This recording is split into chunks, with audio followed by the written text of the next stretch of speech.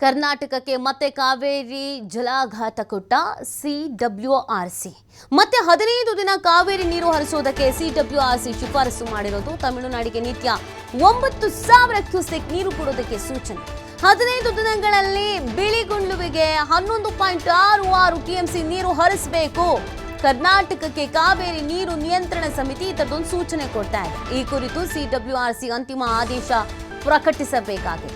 ಕರ್ನಾಟಕಕ್ಕೆ 3ನೇ ಬಾರಿ ಆಘಾತ ಎದುರಾಗ್ತಾ ಇರೋದು.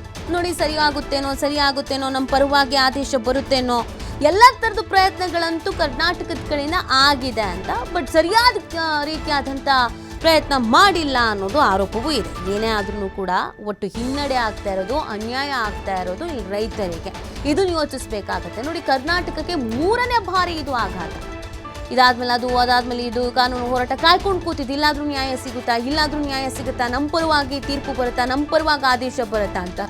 ಬಟ್ ಎಲ್ಲ ಕಡೆಯಲ್ಲೂ ನೀರು ಹರಿಸಬೇಕು ಅಂತಾನೆ ಬಂದಿರೋದು.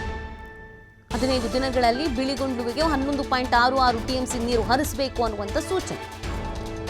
15 ದಿನಗಳಲ್ಲಿ ನೋಡಿ, ಇದೊಂದು ಆದೇಶ ಮತ್ತೆ ನಮ್ಗೆ ಹಿನ್ನಡೆ ಆಗ್ತಾ ಇದೆ. ನಿತ್ಯ 9,000 ಕ್ಯೂಸೆಕ್ ನೀರು ಬಿಡೋದಕ್ಕೆ ಸೂಚನೆಯನ್ನು ಕೊಟ್ಟಿರೋದು. ನೋಡಿ, 1ನೇ ಶಿಫಾರಸು ಏನಿತ್ತು ಅಂತಂದರೆ 18 ದಿನ ನಿತ್ಯ 3,000 ಕ್ಯೂಸೆಕ್ ನೀರು ಹರಿಸಿ ಅಂತ ಬಂತು.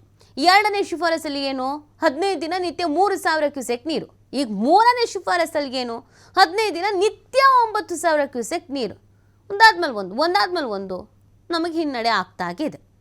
ಇದು ಆಕ್ರೋಶಕ್ಕೆ, ಅಸಮಾಧಾನಕ್ಕೆ ಕಾರಣ ಆಗ್ತಾ ಇರೋದು. ಒಂದು ಕಡೆಯಲ್ಲಿ ಪ್ರತಿಭಟನೆ ಎಲ್ಲ ಮಾಡ್ತಾ ಇರೋದು ನಿಮ್ಗೆ ಗೊತ್ತೇ ಇದೆ. ಬಟ್ ಯಾಕೆ ಪದೇ ನಮಗೆ ಹಿನ್ನಡೆ ಆಗ್ತಾ ಇದೆ, ಇದು ಪ್ರಶ್ನೆ. ಎಲ್ಲವನ್ನೂ ಪಾಲಿಸ್ತಾ ಇದ್ದೀವಿ, ನಮ್ಮಲ್ಲಿ ಮಳೆ ಇಲ್ಲ, ನೀರಿಲ್ಲ, ರೈತರಿಗೆ ಸಮಸ್ಯೆ ಆಗ್ತಾ ಇದೆ, ಕುಡಿಯೋ ನೀರಿಗೂ ಸಮಸ್ಯೆ ಆಗ್ಬೋದಾದ ಚಾನ್ಸಸ್ ಇದೆ. ಹೀಗಿದ್ದು ನಮ್ಮ ವಾಸ್ತವ ಚಿತ್ರಣವನ್ನು ವಿವರಿಸಿದ್ರು, ನಮ್ಮ ಪರಿಸ್ಥಿತಿಯನ್ನು ವಿವರಿಸಿದ್ರು ನೀರು ಬಿಡಿ ಅಂತ ಎಲ್ಲ ಕಡೆಯಿಂದಲೂ ಆದೇಶ ಬರ್ತಾ ಇರೋದು ನಮಗೆ ಆಘಾತ. 3 ಬಾರಿ ಕರ್ನಾಟಕಕ್ಕೆ ಆಘಾತ ಆಗ್ತಾ ಇರೋದು.